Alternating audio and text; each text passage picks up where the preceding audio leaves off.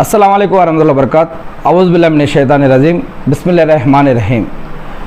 దీన్ ఏ హనీఫ్ అంటే ప్రకృతి సిద్ధమైనటువంటి ధర్మం, ఇస్లాం ధర్మం గురిలో దీన్ ఏ హనీఫ్ ప్రకృతి సిద్ధమైన ధర్మంలో ఒక 10 విషయాలు దీంట్లో భాగంగా ప్రవక్త ముహమ్మద్ అస్లం గారు చెప్పారు అని మరి ఇప్పుడు మనం తెలుసుకోబోతూ ఉన్నాము ఒక హదీస్ గురించి. ముందుగా నేను శాపగ్రస్తుడైన సైతాన్ బారి నుంచి సృష్టికర్త అయిన అల్లాహ్ యొక్క రక్షణని, అల్లాహ్ యొక్క సాయాన్ని, రక్షణ వేడుకుంటూ ఉన్నాను, ఆమీన్. ముస్లిం హదీస్ గ్రంథం నుంచి ఈ యొక్క హదీస్ తీసుకుంటే కనుక దీన్ ఏ హనీఫ్లో 10 భాగాలు ఉన్నాయని ఉల్లేఖనకర్త మొదటి దానిని వదిలేసి రెండవ దాని నుంచి చెప్తూ ఉన్నారు. ఏంటంటే మీసాలు కత్తిరించడం, గడ్డం పెంచడంలో కూడా ఇస్లాంలో భాగమని చెప్పడం జరుగుతుంది. గడ్డం కట్ చేయమని చెప్పట్లేదు, గడ్డాన్ని పెంచండి అని చెప్పడం జరుగుతుంది. ఇక మూడవది మిస్వాక్ చేయడం గురించి కూడా ప్రవక్త ముహమ్మద్ అస్లం గారు ఏమన్నారంటే, మనం రంజాన్లో తరావీ నమాజ్ చదువుతాం. తరావీ నమాజ్ గురించి ముహమ్మద్ అస్లం గారు 3 రోజులు చదివి దాని తర్వాత ఇంట్లో చేసుకున్నారు. మరి ఈనాడు ముస్లింలు అల్హమ్దులిల్లాహ్ మనందరం కూడా జమాత్తో కలిసి రంజాన్లో నెల మొత్తం కూడా మనం చదువుతూ ఉన్నాం.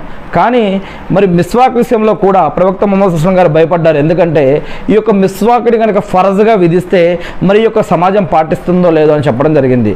అంటే దీన్ని బట్టి చూసినట్లయితే మిస్వాక్కి ఎంత విలువ, ఎంత ప్రయోజనం, ఎంత ప్రాముఖ్యత ఇవ్వటం జరిగిందో అర్థమవుతుంది. ఒకటి గడ్డం గురించి, ఇక రెండవది మీసాలు కత్తిరించడం గురించి. మీసాలు కత్తిరించమన్నారు, గడ్డాన్ని కత్తిరించొద్దు, గడ్డాన్ని పెంచమన్నారు, గడ్డాన్ని కట్ చేయకుండా వదిలేయండి, పెంచండి అని చెప్పారు.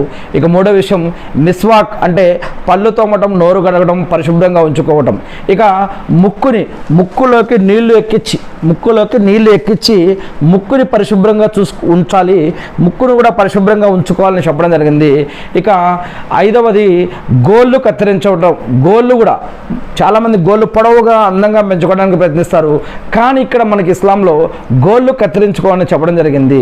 మరియు వేళ్ళ సందులు, ఈ యొక్క వేళ్ళ సందులు అవి కాళ్ళు ఏళ్ళ సందులైనా సరే, చేతి వేళ్ళ సందులైనా సరే వాటిని పరిశుభ్రంగా ఉంచుకోమని, కడగమని, మరి నీట్గా ఉంచుకోమని చెప్పడం జరుగుతుంది.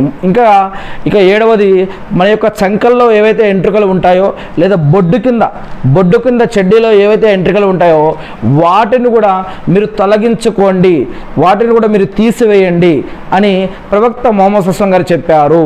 మరియు మూత్రశుద్ధి గురించి చాలా ప్రత్యేకంగా చెప్పారు.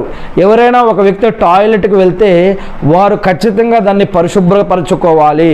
వాటి యొక్క నీటి బిందువులు శరీరం మీద, బట్టల మీద పడకుండా వారు ఎలా మూత్రం చేయాలి, ఎలా పరిశుభ్రపరచుకోవాలి, అవి కనుక శరీరం మీద కానీ బట్టల మీద కానీ పడితే మరి ఎటువంటి ప్రమాదాలు ఉన్నాయి అనే విషయాల్ని ప్రవక్త ముహమ్మద్ అస్లం గారు కూడా తెలియజేశారు. ఇక్కడ చెప్పుకున్నటువంటి విషయాల్ని గమనించినట్లయితే మీసాలు పెంచడం